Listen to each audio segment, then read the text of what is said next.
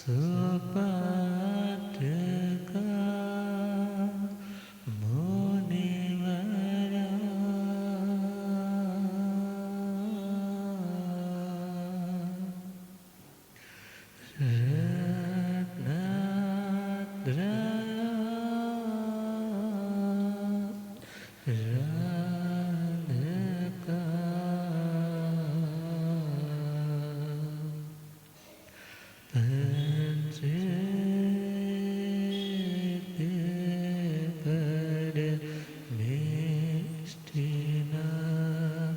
प्रतिदिनं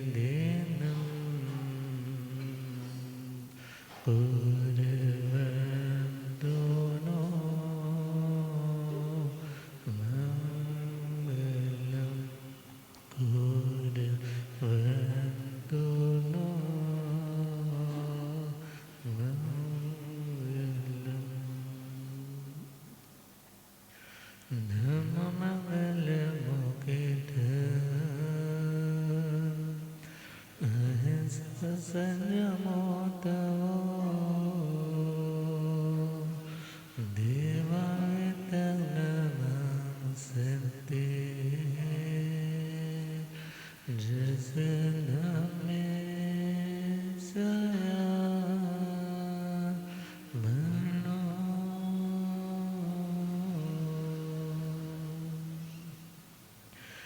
जे हाथ जोड़ गोरानो मेरी वंदना जे जोड़ गोरानो एक बार वंदना हजार बार वंदना एक बार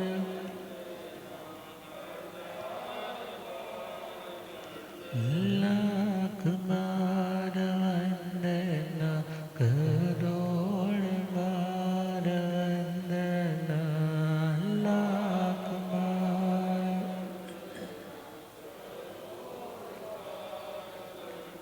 जी हाथ जोड़ गोरानो मेरी वंदना जी हाथ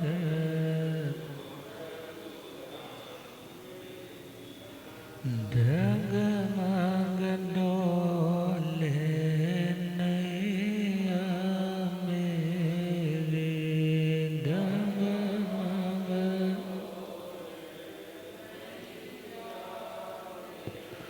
मुझको सतगुरु तेरे मुझे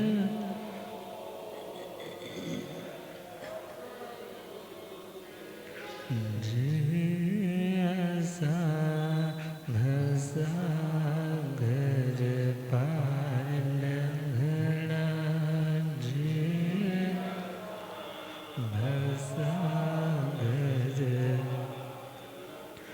जी हाथ जोड़ गोरानो मेरी वंदना जी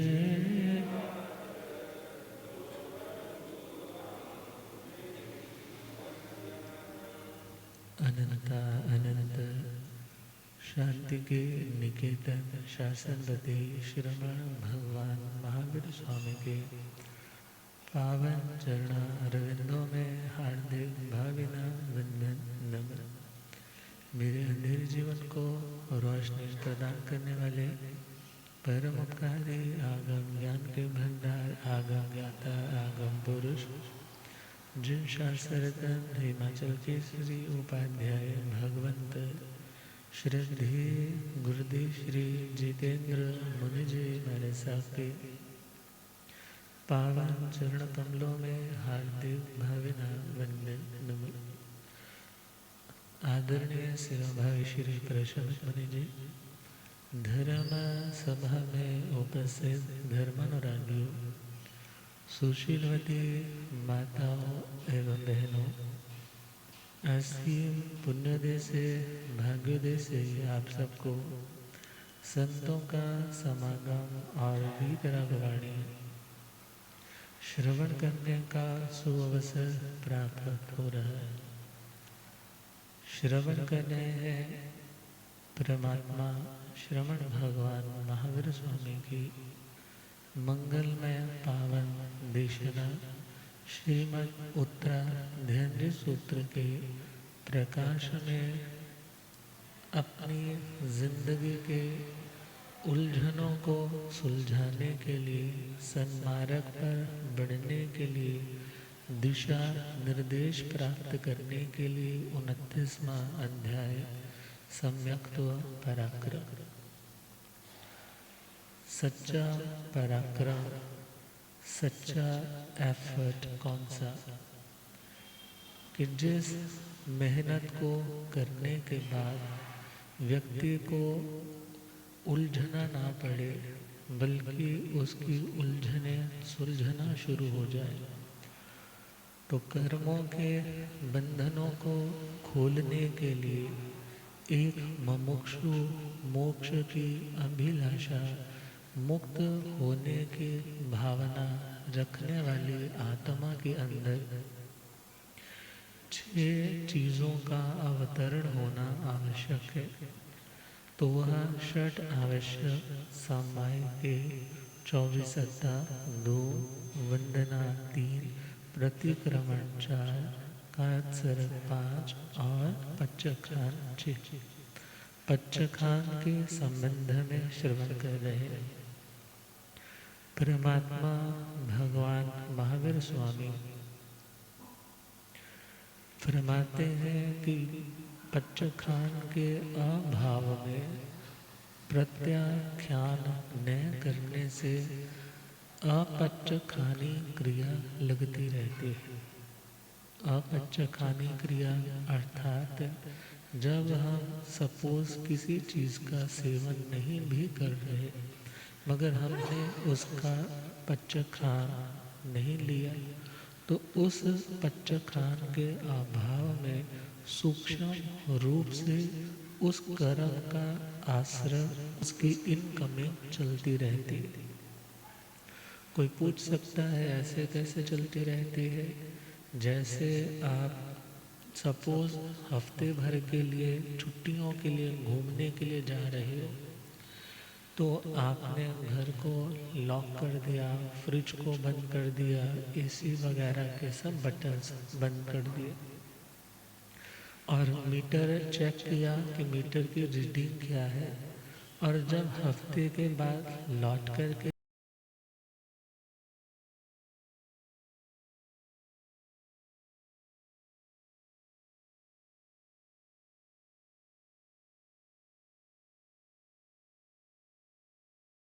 बड़ी, क्योंकि उसने वहां से मीटर को ऑफ नहीं किया था।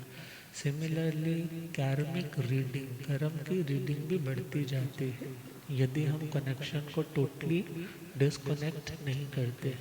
तो परमात्मा का कहना है पच्चखान करने से आश्रव कर्म की इनकमिंग का रास्ता, भले वो कर्म बड़ा सूक्ष्म आ रहा है, और यदि सपोज हमने नियम नहीं लिया, तो हम उस नियम के अभाव में खुले रूप में छूट के माध्यम से उस दोष का सेवन टाइम आने पे कर सकते हैं। मगर खुद को बांधे रखने के लिए, खुद को अवेयर रखने के लिए पच्चखान करना जरूरी। बहुत से नई आइडियोलॉजी वाले लोग कह देते हैं जब मन में ही नहीं है करने का, फिर पच्चखान का क्या मतलब रह जाता है। मगर विचार करो, जैसे शादी के लिए दुनिया के लोगों के सामने फेरे लेना और फिर पेपर साइन करना जैसे ज़रूरी रहता है, अब रहने को तो कोई भी इकट्ठे, मगर उस लिविंग रिलेशन को समाज में उत्तम श्रेष्ठ नहीं माना जाता। मगर जो व्यक्ति शादी के बंधन में बंधा है, तो लोग समझते हैं हाँ इसके साथ क्या हो चुकी है, शादी हो चुकी। इसी प्रकार नियम यदि आप ग्रहण करते हो, तो उस नियम का एक मकसद और उस नियम के कारण औरों के अंदर भी प्रेरणा मिलती है। तो यह सोच करके आत्मा को नियम यथाशक्ति, भले वो बड़े बड़े नियम नहीं ले सकता तो एटलीस्ट छोटे छोटे नियम तो जरूर ग्रहण करने चाहिए। तो अपंचखानी क्रिया को समझाने के लिए और भी एक दृष्टांत आता है। कहते हैं एक बार एक जंगल का शेर, और वो कभी भी किसी भी साइड पर जाकर के वहाँ के जानवरों को पकड़ करके मार देता, किसी भी साइड में। तो सब लोग हमेशा डरे रहते, खौफ में रहते, भय में रहते, स्ट्रेस में रहते, पता नहीं कब किसका नंबर लग जाए।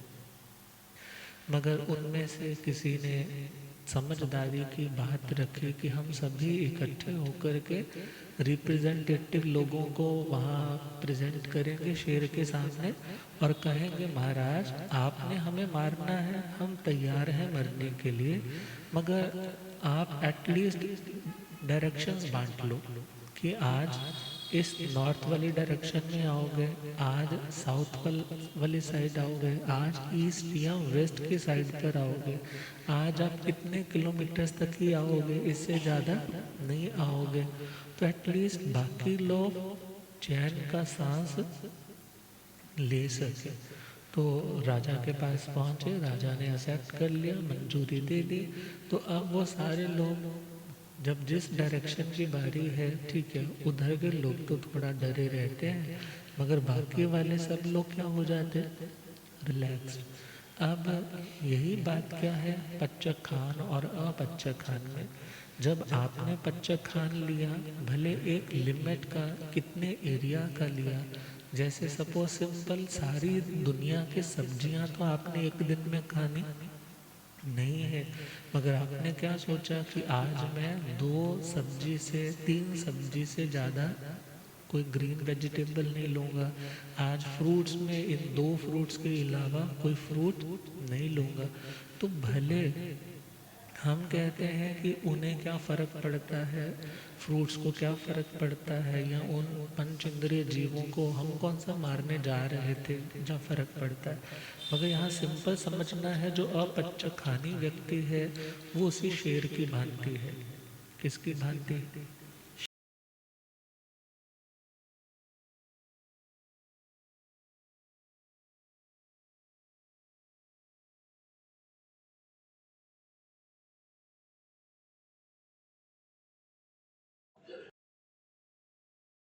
दुनिया में दान तो बहुत है, मगर दानान सेठ्य अभ्यपयान, दुनिया में सर्वोत्तम दान कौन सा? निर्भयता का दान देना, किसी को भय से मुक्त करना। भले हम डरा नहीं रहे, मगर हमने ये अनाउंस कर दिया कि मैं इतनी देर के लिए इन जीवों का घात इत्यादि नहीं करूँगा। तो पच्चखान से क्या आएगी? जब आप दूसरे को अभय दोगे तो आपके अंदर भी निर्भयता पैदा होगी, आपका डर, आपकी भय संज्ञा वो भी धीरे धीरे कम होने लग जाएगी। अर्थात यदि डर लगता है तो क्यों लगता है? डराया है सो डर लगता है। और यदि निर्भयता देंगे तो निडर होने लग जाएंगे। तो परमात्मा ने कहा पच्चखान से आत्मा के कर्म का नया स्टॉक जमा होना आना रुक जाता है, और पुराना जो है उसको खाली करने की भावना आती है, निर्जरा की भावना आती है। तो इस प्रकार पच्चखान आत्मा के लिए हितकारी है। और सपोज पच्चखान के बारे में कहते हैं, सपोज तुम्हें किसी फ्रूट के बारे में नॉलेज ही नहीं है, हाँ? किसी सब्जी के बारे में नॉलेज ही नहीं है, किसी ने पच्चखान लिया कि जिसके बारे में मैं नहीं जानता हूँगा मैं वो चीज़ खाऊंगा नहीं। अब सपोज वो चीज़ डेंजरस हो और तुम्हें उसके बारे में पता नहीं है, मगर तुम बच गए, किसके कारण? तुम्हारे अपने पच्चखान के कारण। स्वदार संतोष, स्वपति संतोष, व्रत धारण किया है, अणुव्रत धारण किया है, तो किससे बच गए? दुराचार से बच गए, सामाजिक बदनामी से बच गए। चोरी का, यदि मोटी चोरी का भी त्याग किया है तो सामने वाला आपके ऊपर उंगली नहीं उठाएगा, बिकॉज यदि तुम्हारे अंदर भी आएगा कि मैं कुछ उठाऊं, मगर अंदर से क्या आवाज़ आएगी, तेरा तो क्या है, नियम है, तूने ऐसा कुछ करना नहीं। तो मूल गुण पच्चखान और उत्तर गुण पच्चखान।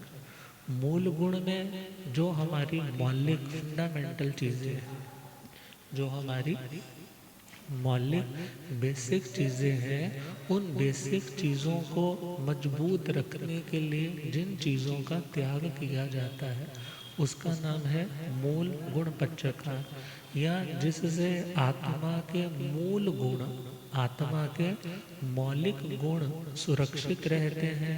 जैसे आत्मा का स्वभाव अहिंसा है, आत्मा का स्वभाव नेचर अहिंसा है, हिंसा करना आत्मा का धर्म, आत्मा का स्वभाव, आत्मा के नेचर नहीं है। तो आत्मा के स्वभाव को परिपक्व मजबूत करने के लिए व्यक्ति ने हिंसा का प्रत्याख्यान किया। किसका? हिंसा का प्रत्याख्यान, त्याग, प्रतिज्ञा की कि मैं हिंसा नहीं करूंगा। उससे आत्मा का मौलिक गुण सुरक्षित हुआ। कौन सा? अहिंसा। झूठ का पच्चखान किया तो सत्य सुरक्षित हुआ। चोरी का त्याग किया तो अचौर्य व्रत उसका सुरक्षित हुआ। कुशील का त्याग किया, ब्रह्मचर्य सुरक्षित हुआ। परिग्रह का त्याग किया तो संतोष भाव उसका सुरक्षित हुआ। तो मौलिक बातों को जो ताकत देता है, जो आत्मा की मौलिकता को मजबूती देता है, वो गुण मौलिक गुण है। तो उन्हीं गुणों को मूल गुण, अर्थात मूल गुणों की सुरक्षा के लिए जिन चीज़ों का त्याग किया जाए वो मूल गुण पच्चखान।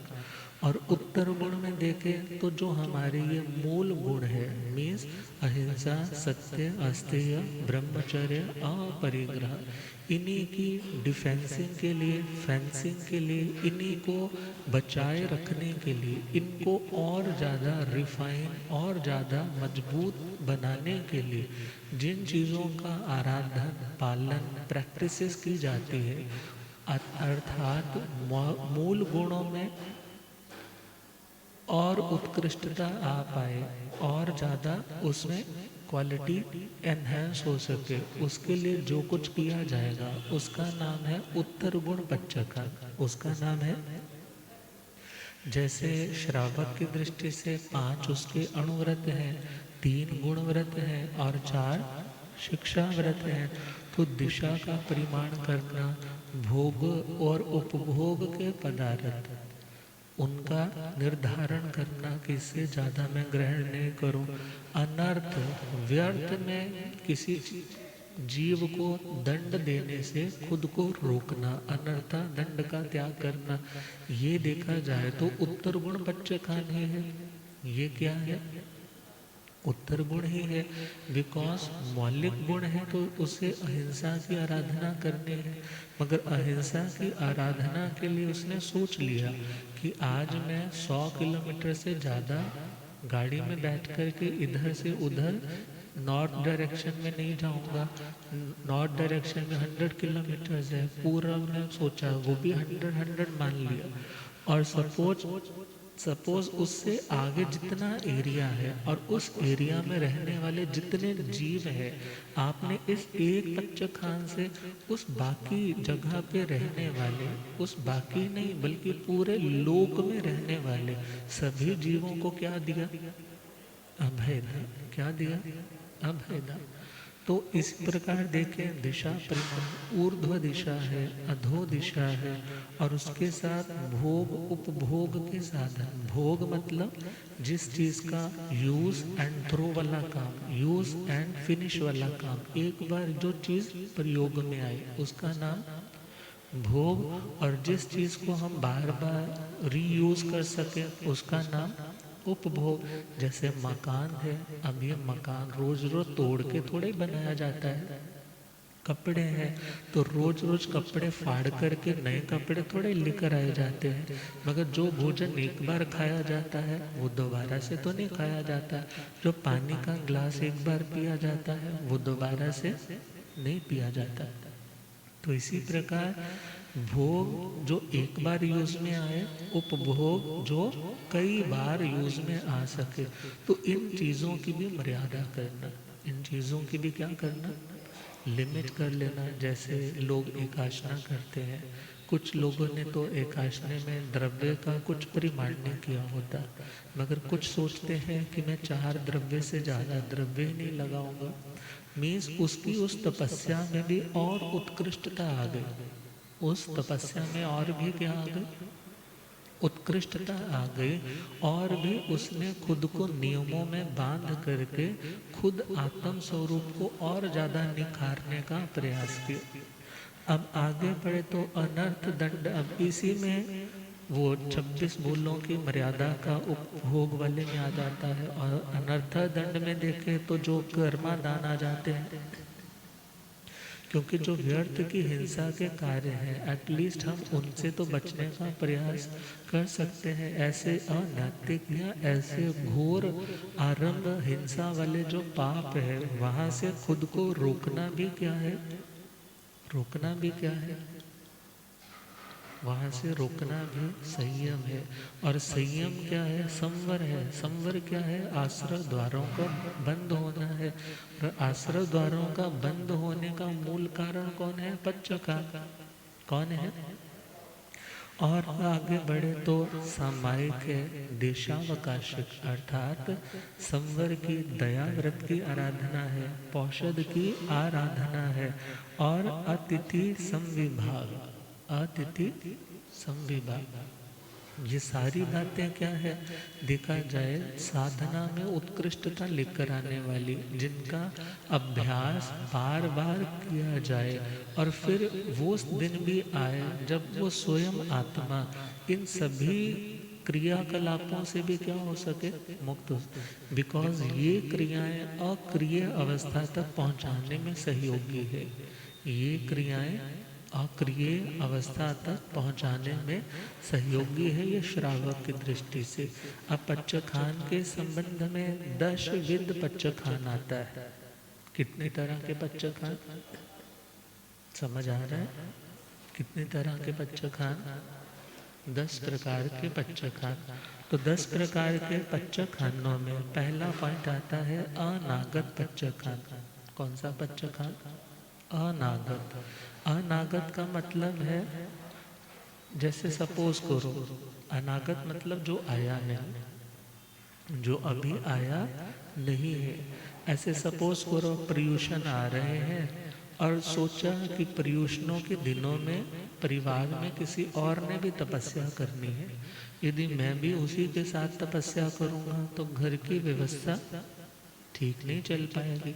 तो उसने क्या सोचा कि मैं पहले ही क्या कर लेता हूँ, पहले ही वो उठाई करनी है पहले कर ली। या देखा कि घर में या साधु जीवन है तो गुरु महाराज या कोई और संत वृद्ध है या बीमार है, उन्हें सेवा की जरूरत है, तो सोचा कि मैं पहले तप कर लूं, मगर उन दिनों में इनकी सेवा का ज्यादा कार्य रहेगा।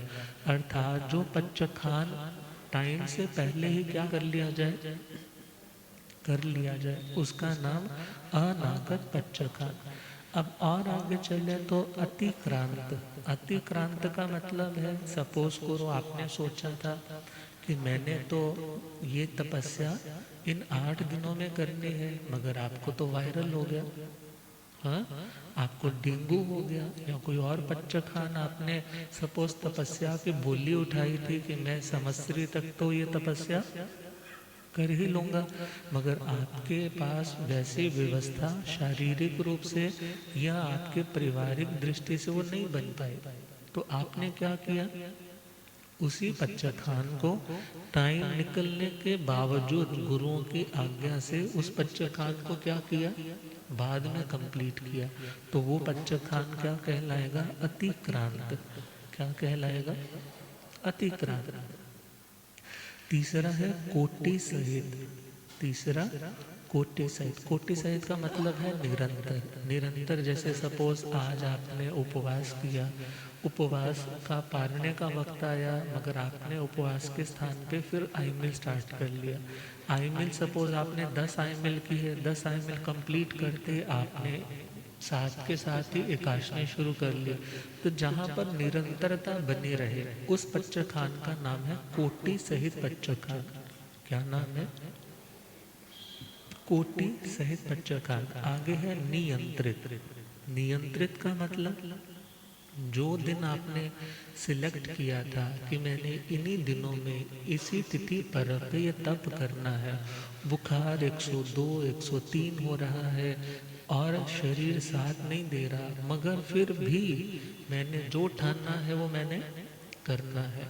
तो कुछ ऐसे सत्व के क्षमता के धारक भी होते हैं जो अपने उन्हीं दिनों में जहाँ पर सोचा था उन्हीं दिनों में पच्चखान कर रहे हैं, उसका नाम है नियंत्रित। उसका नाम है, ये सबके लिए नहीं है, मगर हाँ जो 14 पूर्वधारी हैं, जिन कल्पी हैं, 10 पूर्वी हैं, वो ऐसा करते हैं। सपोज साधुचर्या में है और साधुचर्या में उन्होंने सोचा था कि मैंने ये पच्चखान करना है, मगर उस टाइम पे वो तपस्या इत्यादि नहीं कर पाए, तो वहाँ पर चिंता का विषय या मुद्दा उठाने का विषय नहीं, बल्कि जो जागरूक आत्मा है वो अपनी साधना को दोबारा से ही कंप्लीट कर लेंगे।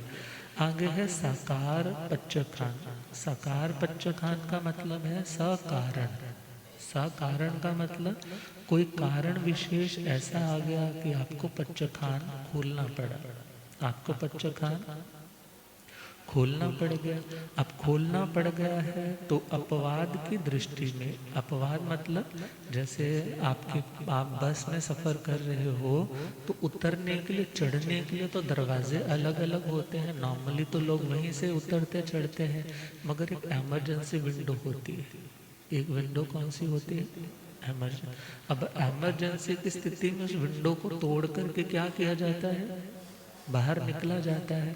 मगर बाहर तो निकला जाता है, मगर उसके बाद उस विंडो की रिपेयरिंग भी की जाती है। उस विंडो की रिपेयरिंग भी की जाती है। इट मीन्स यदि कोई कार्य विशेष पड़ जाए, यदि कोई कारण विशेष पड़ जाए, तो उस कारण विशेष के उपस्थित होने पे आपको सपोज अपना वो पच्चखान खोलना पड़ा, मगर वो खोलने के बावजूद भी आप उस पच्चखान को आगे कुछ टाइम के बाद गुरु भगवंत की आज्ञा लेकर के कंटिन्यू कर पाओ, उसका नाम है साकार पच्चखान। कौन सा? साकार सकारण पच्चखान। अगला है निराकार। निराकार का मतलब कारण हो चाहे ना हो, मगर अपने धैर्य को, अपनी क्षमता को, अपनी हिम्मत को बनाए रखना, परिस्थिति कितनी भी वर्स्ट क्यों ना हो जाए। अर्थात बहुत से लोग कहते हैं बाहर फॉरेन के विजिट्स करने पड़ते हैं, बाहर फॉरेन में हमें बार बार जाना पड़ता है, और हमने पच्चखान ले लिया जहाँ वेज और नॉन वेज इकट्ठा बनेगा, वहाँ हम कुछ खाएंगे पिएंगे नहीं। अब कुछ लोग तो कहते हैं कि हम वहाँ पे सिर्फ फ्रूट्स ले लेते हैं, और कुछ कहते हैं कि कुछ हो जाए, जान चली जाए, मगर हम वहाँ से कुछ लेंगे नहीं, अपना ही घर से तेपले खाकरे या और फ्रेश फ्रूट्स लेकर के खुद ही उसको बना देंगे, सुधारेंगे, खुद वही खाएंगे। मगर जो पच्चखान लिया है, कैसे भी प्रॉब्लम, कैसे भी नौबत ना क्यों ना आ जाए, मगर उसको खोल लेंगे नहीं। तो वो पच्चखान कौन सा? निराकार। अगला है परिमाणकृत। परिमाणकृत का मतलब हम जब किसी चीज़ की एक लिमिट बांध लेते हैं, जैसे हमने सुना था ना, एक दत्ती भोजन, दो दत्ती, एक दत्ती पानी, दो दत्ती भोजन, दो दत्ती पानी। ऐसे सपोज आपने परिमाण बांध लिया कि मैं 4 लीटर से ज़्यादा पानी नहीं लूँगा, मैं 3 चपाती से ज़्यादा चपाती नहीं लूँगा। अर्थात किसी चीज़ का परिमाण कि मैं इस स्थानक से बाहर, इस स्थानक के एरिया से बाहर कदम नहीं रखूँगा।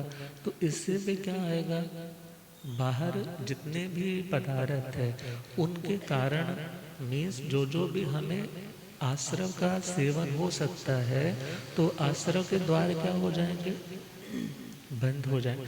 भले थोड़ा सा लॉजिक लगाने पे ये चीज़ें थोड़ी सी ऊपर वाली लगती है, मगर ऊपर जाना है तो ऊपर वाली चीज़ों को भी थोड़ा समझना पड़ेगा ना। तो आगे बढ़े तो आगे है परिमाणकृत। तो परिमाणकृत में जैसे 5 खाने की चीज़ें आपने सिलेक्ट कर ली, इससे ज़्यादा मैं दिन में ग्रहण नहीं करूँगा। कपड़े हैं, कपड़ों का परिमाण आदि कर लिया, और इसी के साथ साथ आपने शूज इत्यादि है उनका परिमाण कर लिया। और इसी के साथ हम देखें तो आप गाड़ी है तो गाड़ी में ये नहीं कभी किसी गाड़ी में कभी किसी गाड़ी में, सपोज अपने आने जाने में एक ही गाड़ी रखी है तो एक ही गाड़ी। अब किसी भी चीज़ का आप जब परिमाण कर लेते हो, मर्यादा बांध लेते हो, तो व्यक्ति अमर्यादित नहीं होता, और उस अमर्यादा के कारण लगने वाले कर्म के इनकमिंग के स्रोत बंद हो जाते। अगला है निर्वशेष। निर्वशेष का मतलब है प्रतिपूरण। प्रतिपूरण का मतलब चारों आहारों का त्याग। किसका? चारों आहारों का त्याग। असण पाण खाइम साइम। अब चारों आहारों का जब त्याग किया है तो अशन का मतलब है भोजन, अशन का मतलब, और अनशन का मतलब भोजन नहीं, जिसको बोल देते ना अनशन। अनशन इज अनशन। अनशन मतलब अशन नहीं, जिससे हमारा पेट भरे, जिससे हमारी भूख शांत हो, उसका नाम क्या है? अशन। और जिससे मात्र प्यास बुझे उसका नाम है पाणा। जिससे मात्र ओनली सिर्फ प्यास बुझे उसका नाम क्या है? पाणा। तीसरा है खाद्य। जो खाद्य पदार्थ है, मिठाई इत्यादि है, वो खाद्य हो गया। स्वादिम देखें, इलायची है, सौंफ है, या जो भी मुख को फ्रेश करने के लिए जो चीज़ें हैं खाने के बाद जो लिए जाते हैं उनका नाम क्या है? क्या नाम है? नहीं नहीं, क्या नाम है उसका? असण पाण खाइमा साइमा। साइमा ये स्वादिम, जिससे थोड़ा टेस्ट जैसे होता है ना, टेस्ट बना रहता है या थोड़ा मेंटेन सा रहता है, फ्रेश सा लगता है। मगर चारों आहारों का त्याग करना कौन सा पच्चखान काउंट किया? निरवशेष। अब निरवशेष में इतना और ध्यान रखना है कि यदि हम बोलते हैं कि दूध पिया, दूध पिया, तो आपने खाद्य का सेवन किया। किसका सेवन किया? क्योंकि दूध से भूख भी मिटती है और प्यास भी मिटती है। आपने नारियल पानी पिया, जूस पिया, तो वो सिर्फ पाणम में नहीं आएगा, बल्कि किस में आएगा? खाद्य में भी आएगा। तो जब पच्चखान करना है तो बहुत से लोग कहते हैं दूध छोड़ करके, दवाई छोड़ करके मेरा क्या करवा दो? हाँ, चुबिहार करवा दो। तो दूध भी रख लिया, खाद्य भी रख लिया, और उसके साथ दवाई है, तो देखा जाए तो भोजन में अशन में भी आ गया दूध और पाणम में भी आ गया। तो वो क्या बनेगा? दुविहार। क्या बनेगा? अब विचार करना है, ठीक है, जितना करते हैं, जितना ज़्यादा से ज़्यादा करते हैं अच्छा है, मगर प्रैक्टिस ज़रूर करें कि हम और आगे बढ़ सकें। बिकॉज जब संधारा करना है फाइनल स्टेज में आकर पे, फिर तो चारों आहारों का क्या करना है? सागारी में तो फिर भी आप आगार रखते हो कि प्रॉब्लम यदि थोड़ी शांत होती है, कुछ मांगता है वो सामने वाला, तो उसको दे देंगे, मगर उसके बाद फिर क्या करवा देंगे? संधारा, उसमें पानी की छूट होती भी है और पानी का त्याग भी होता है। तो निरवशेष। आगे है सांकेतिक। सांकेतिक का मतलब है सिंबॉलिक, जिसमें प्रतीकात्मक रूप से आप पच्चखान लेते हो। जैसे सपोज करो, पुराने ज़माने के लोग होते थे ना, तो कार में कोई सामान गुम हो जाए तो क्या करते थे? हाँ, गांठ बांधते थे। मगर पच्चखान लेने वाले भी करते थे ऐसा। सपोज खाना खाया, खाना खाया तो गांठ खोल ली, खाना खा लिया, उसके बाद क्या कर लिया? गांठ बांध ली, गांठ बांध ली मतलब खाना पीना बंद है। बंद है मतलब मेरा पच्चर खान चल रहा है, मैं कुछ भी ग्रहण नहीं करूँगा। और जैसे ही खाना है तो क्या किया, गांठ खोल ली। खोल ली मतलब भाई अब मेरा गला क्या है, खुला है, अब मैं खा सकता हूँ। अब ये तो हो गया हमारे पास गांठ बांध करके, जैसे हम गंठी, मुंठी, छल्ला इत्यादि बोल देते हैं। अब गंठी, मुंठी इज मुट्ठी। मुट्ठी का मतलब, मुट्ठी तो समझ आ रही है ना, मुट्ठी। अब मुट्ठी में क्या है, ऐसे सपोज करो कुछ खाना है तो मुट्ठी बांध ली, कुछ खाना है तो मुट्ठी बांध ली, और खा लिया है उसके बाद मुट्ठी खोल ली। यहाँ मुट्ठी खोलने का मतलब पच्चर खान नहीं खुला, वहाँ मुट्ठी खोलने का मतलब मेरा पच्चर खान स्टार्ट हो गया, और मुट्ठी बांध ली मतलब पच्चर खान खोल लिया। बिकॉज हम महाराष्ट्र साइड, राजस्थान साइड पे थे ना, तो साधु वहाँ के भी मिलते थे, तो वहाँ कल्चर है लगभग, हमने जो नोट किया कई संतों को, तो भोजन करते टाइम वो अपना बायां हाथ यूज़ नहीं करते, बायां हाथ यूज़ नहीं करते। बिकॉज उसका कारण है कि अशुचि की शुद्धि के लिए बायां हाथ प्रयोग में ज़्यादा लिया जाता है। तो वो कहते हैं कि हम बायां हाथ यूज़ नहीं करते, तो वो बाएं हाथ की क्या रखते, मुट्ठी भर, और दाएं हाथ से क्या करते, भोजन करते। अब सपोज खाना खा रहे हैं तो पच्चर खान क्या है, अभी खुला है, उसके बाद मुट्ठी खोल। तो ये सांकेतिक प्रतीकात्मक रूप से, अब सबको पच्चर खान के पाठ नहीं आते होते हैं, मगर वो कैसे करें पच्चर खान, तो मन से धारण कर लेते। अब छल्ला है तो पहले पुराने ज़माने में तो बहुत वो चलते थे कि इस साइड में डाला है तो मेरा पच्चर खान खुल गया, इस साइड में डाला है तो पच्चर खान हो गया। अब सपोज किसी ने, अब गुरुदेव कहा करते हैं सारा दिन तो कोई नहीं खाता, मगर फिर भी पच्चर खान नहीं आ रहा, पच्चर खान करना है तो उस व्यक्ति को क्या करना होगा, जब भोजन करना है तो क्या सोचे, क्या बोलना है, नमो अरिहंताण।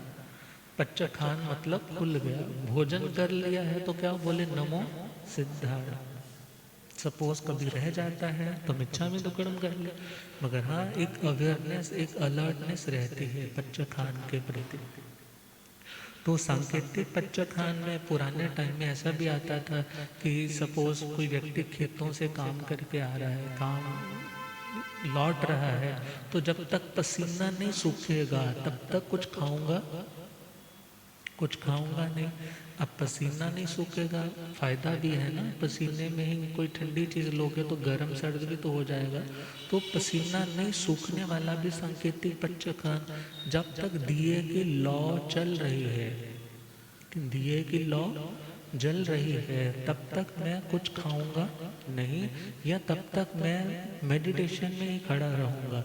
मगर जैसे दिया बुझेगा अपनी मेडिटेशन में बाहर सकता हूँ। ये पच्चर खान कौन से हैं, सांकेतिक। और लास्ट है अद्धा पच्चर खान। अद्धा मतलब काल, अद्धा का मतलब काल, टाइम। और उस टाइम को ध्यान में रखते हुए जो पच्चर खान है, तो वहाँ पहला पच्चर खान है नवकारसी। कौन सा पच्चर खान, नवकारसी का मतलब जो नवकार मंत्र पढ़ करके पारी जाती है। नवकार मंत्र पढ़ने के बाद जिसे खोला जाता है, नमस्कार मंत्र के साथ जिसे खोला जाए उसका नाम नवकारसी है। अब 48 मिनट की धारणा है, मगर 48 मिनट ऐसा कोई डेफिनेट रूल नहीं था, मगर हाँ कम से कम कहा कि एटलीस्ट छोटे से छोटा पच्चर खान कितनी देर का आपका होना चाहिए, 48 मिनट। मगर इतना और ध्यान रखना है, नवकारसी का लाभ, नवकारसी का पच्चर खान तब भी कहलाए जब आपका रात्रि का चौविहार होगा।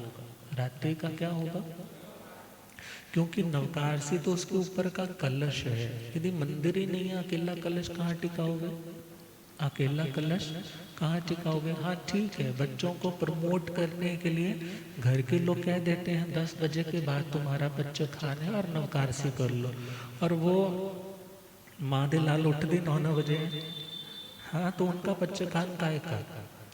एटलीस्ट प्रमोट करना है तो उनको पहले सिखाओ कि बेटा सबसे पहले तुम क्या करना सीखो, रात्रि चौविहार करना सीखो। रात्रि चौविहार करना सीखा है, भले सूर्योदय के साथ अब अभी नवकार मंत्र पढ़ के पानी पियो, मगर नवकारसी का लाभ कब है? जब उसके साथ कौन जुड़ा होगा? चौविहार जुड़ा होगा। अब इसके आगे हम बढ़े तो नवकारसी है पौरसी। पौरसी मतलब पहर। दिन के 4 डिवीजन कर दिए। हाँ, तो दिन के 4 डिवीजन में दो 1/4 भाग है, उसका नाम है पहर। तो पच्चखान कर लिया कि मैं एक पहर कर लिया। पुराने बुजुर्ग तो करते ही रहते थे, एक पैरी, दो पैरी। हाँ, तो वो दो पैरी क्या कि 2 पहर तक दिन का आधा हिस्सा मैं कुछ भी खाऊंगा पीऊंगा नहीं। बाकी शारीरिक क्षमताएं सभी की अपनी अपनी है, और अपनी अपनी क्षमता के अनुसार जितना पच्चखान करते हैं उतना लाभ है, मगर प्रतिपूर्ण लाभ कब होगा? जब उसको पूरी तरीके से फॉलो किया जाएगा। आगे बढ़े तो 2 कोर्सी है एक आसना। क्या करना? एक आसना मतलब एक आसन पर बैठकर एक टाइम के लिए, मतलब एक टाइम में ही बैठ कर के जो खाना है उसका नाम क्या है? एक आसना। तो एक आसने का बहुत से लोग कह देते हैं महाराज 48 मिनट में ही खाना होता है। तो कोई डेफिनेट ऐसा रूल नहीं आता है कितनी देर में ही आपको खाना है, मगर हाँ रूल नहीं आता है तो ये भी नहीं है तुम 4-4 घंटे बेड पे लेट गए, फिर उठ करके बैठ गए, अच्छा अब आइसक्रीम आ रही है, आइसक्रीम खानी है, फिर लेट गए, अब इसके बाद तो चाट पकौड़ी खानी है। तो ऐसा नहीं। एटलीस्ट तपस्या का मजाक नहीं बनना चाहिए। तपस्या फॉर व्हाट? फॉर त्याग। त्याग किसके लिए? आत्मा के लिए। तो इन चीज़ों का ध्यान जरूर रखना चाहिए। कंफर्टेबल चेयर पे बैठ गए, रोटेट भी कर रहे हैं, बैठे तो एक ही आसन पे है ना, बैठे तो एक ही सीट पे है, तो ऐसा भी नहीं। एक सुनने में ऐसा भी आता है, कहते हैं बच्चे को एक आसना करवाया तो एक आसने के टाइम वो एक आसन पे बैठा था, अब खा पी करके आसन को ऐसे उठा करके दूसरी जगह पे आ गया, फिर आकर के बैठ गया। उन्होंने बोला बेटा ऐसे नहीं होता, बोला एक आसन तो है ना। तो ऐसा एक आसना नहीं। हाँ, टाइम की लिमिट रखिए, और इसमें ये भी विधान नहीं है कि आपको सुबह लगाना है, दोपहर लगाना है, शाम तक लगाना है। दिन में एक बार लगाना है, दिन में एक बार लगाना है, और शांति धैर्य के साथ एक आसना लगाना है। गुरुदेव पधारे। हो रब मेरा साथ गुरु बन के,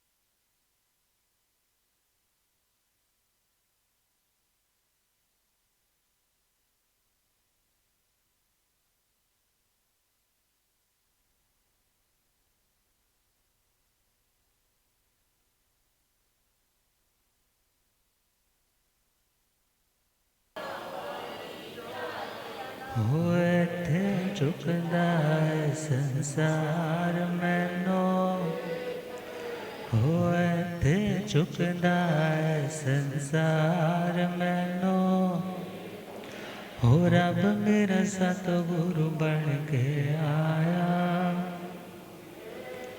हो मैनू वेख लैन दे के माथा टेक लैन दे, ओ मैनू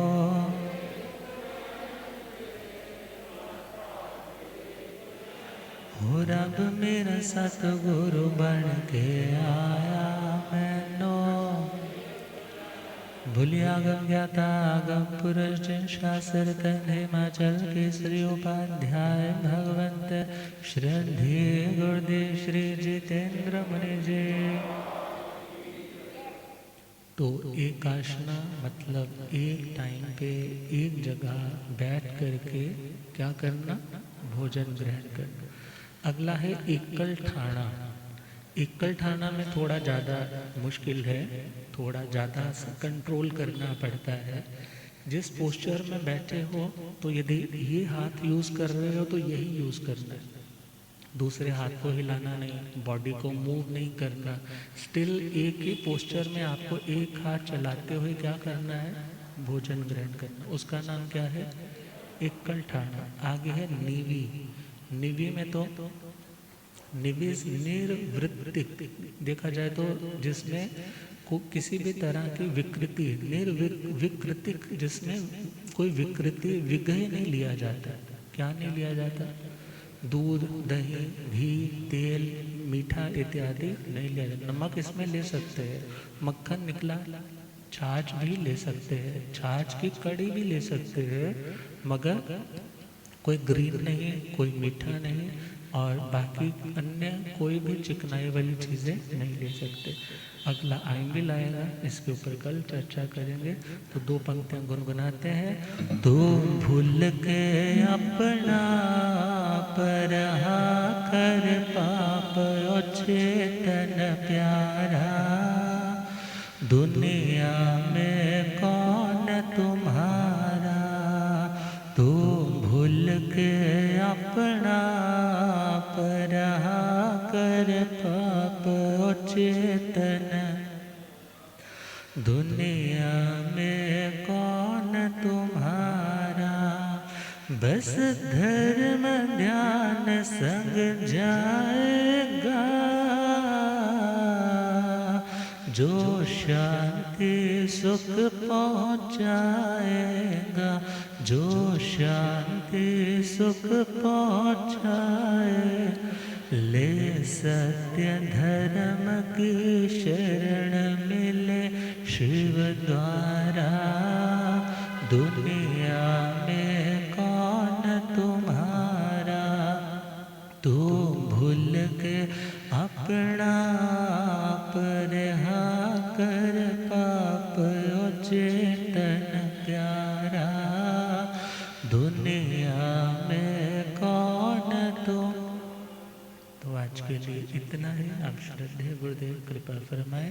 और कल से नमोथोणम के ऊपर विशेष वर्णन रहेगा। नमोथोणम की साधना क्या है, नमोथोणम चक्र स्तव का मीनिंग क्या है, कितनी बार पढ़ा जाता है, प्राचीन परंपरा में किस तरह से पढ़ा जाता था, किस पोस्चर में पढ़ा जाता था, इन सभी बातों के बारे में कल से स्टार्ट करेंगे। गुरुदेव कृपा फरमाए। ओम शांति।